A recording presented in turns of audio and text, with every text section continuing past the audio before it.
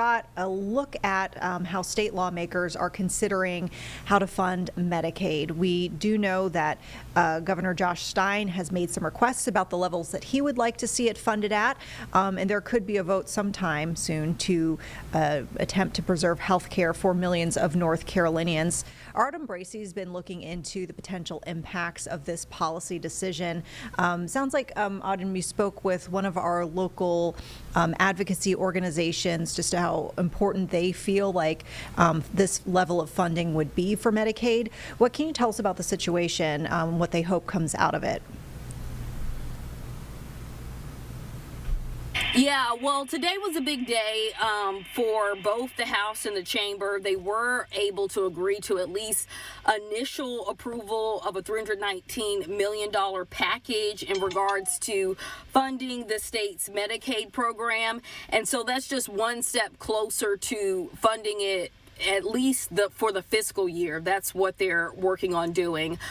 So the final approval of the House and Senate should be happening soon, and next week is expected to head to Governor Stein's desk. But this is a major deal. As I just mentioned, about 3 million people in North Carolina rely on Medicaid, about 1 in 4 people. So it impacts a lot. And one of the things with this bill that they are working on getting passed that they are discussing is cutting down on fraud and waste when it comes to Medicaid right now. That's a big deal, especially from Republican lawmakers. They're saying that some of the money being spent doesn't necessarily have to be.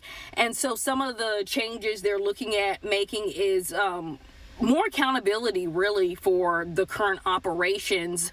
One of the things specifically is with applied behavior analysis therapy. It's something that's used to treat children with autism. So that's one example. But again, I spoke with Camino, a local organization. I also spoke with another entity that kind of does state community clinics working with healthcare, and they talk about the importance of Medicaid and what it's doing for people locally and why it's important that this bill is signed to ensure, because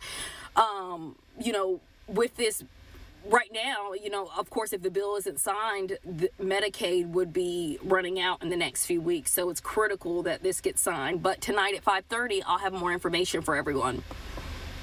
So, Autumn, of course, you mentioned your 5:30 report. Who will we be hearing from? It sounds like you spoke with Camino. Any policymakers, legislators? Will we hear from the governor? How many, different voices will we hear from in your piece coming up? So like I said, Camino, I also spoke with the North Carolina Association of Free and Charitable Clinics. I reached out to the North Carolina Department of Human Services. They run a lot of the Medicaid within the state. They weren't able to talk to me on camera, but they did provide a statement.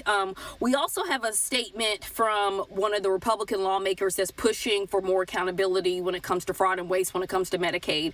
So people will be able to hear a little bit of their perspective as well. So, you get kind of a more understanding of how this is impacting people from both sides. Very interesting for sure. All right, Autumn, thank you so much. We'll see you at 5 o'clock with that report.